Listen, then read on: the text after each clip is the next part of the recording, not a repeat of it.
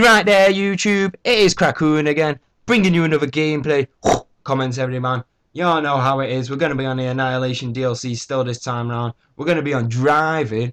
We're going to be using the gold Kiparis, and I'm not running it silenced. I'm actually running it with rapid fire this time round.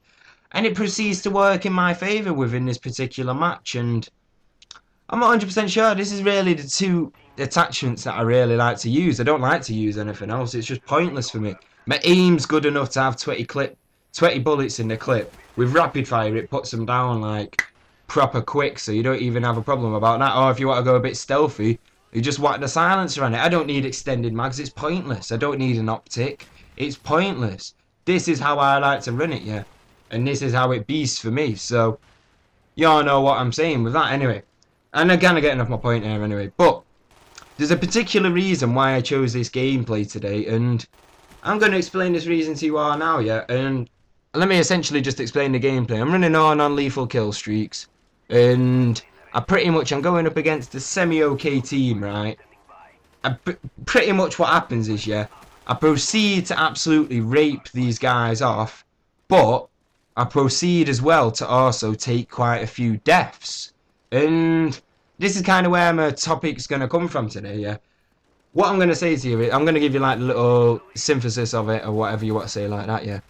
Some of your best games come from your worst moments. And what I mean by this is, whenever you're in a game, or like an online multiplayer game or match or whatever you're going to say, and things aren't going your way, say for instance, you run a streak, and then bullshit strikes, as it usually does within Black Ops. Say, for instance, that happens, or within any Call of Duty, or you can expand it and maybe take it out to quite a few other multiplayer experiences, because we all know it exists and we all know that happens. It goes hand in hand with online multiplayer gaming, because bullshit is inevitably going to happen with the amount of variables involved with an online multiplayer match. So, what I'm going to say to you is, yeah, whenever you're on a streak, yeah, and bullshit strikes, as it usually does, to me, I would consider that kind of the worst moment within an online match, if you understand what I'm saying. And from that point on, it's considered as a worst moment, but there's two ways of which you're going to either tangent off one way, or you're either going to go the other. And what I mean by this is, if like, say for instance, if this does happen and bullshit does strike, then you're either going to proceed to get even worse, and it's just going to keep on getting terrible, and you're going to end up either rage quitting or losing the game because you can't seem to get back into your groove that you were in before the bullshit strikes. Or you're going to just like work past the bullshit and just proceed to absolutely rape the enemy team no matter what. And this is what I consider what makes or breaks a game for me, because obviously I do, like I've stated before, that I do rage quit some of the time, not all the time, but like minority of the time, not a majority, because majority of the time I'll be able to continue on and rape him, but the minority of the time I'll end up rage quitting, either if like the bullshit is absolutely ridiculous. Like, mainly I'm going to end up rage quitting if it's absolutely ridiculous, and not on like the scale of ridiculousness that is involved within Black Ops, because there's two scales of ridiculousness.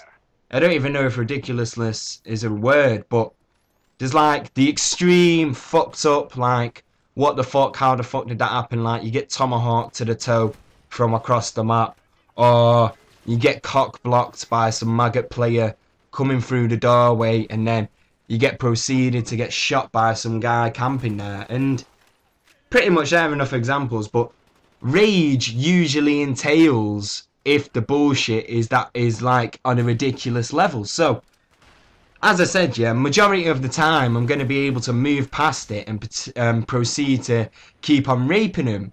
But sometimes the rape does get fueled by rage, and then it's almost as if it's like a primal instinct to just kind of like back out the game and just not even bother wasting your time. Like rage, like obviously you can't portray your rage or the ways to the way you're feeling it, like at home through the Xbox, if you understand what I'm saying. Like, the only way that you can prove your rage kind of to yourself is by just leaving the game, and you'll feel better for that in a way, if you understand what I'm saying, because you could either continue to stay in there and rape if you're in that kind of mode in the groove where you can slide back into raping, or you'll leave the game, because it's just kind of like what happens. It's kind of that primal instinct that goes down and everything. So pretty much that's the reason why I chose you this gameplay today, because you'll see that quite a lot of bullshit does happen to me, i.e. I run into quite a few guys camping in corners, I run into a few guys camping at the top of stairs, and like all this kind of stuff that goes down within this like online multiplayer experience. All of this helps build towards you being a better player.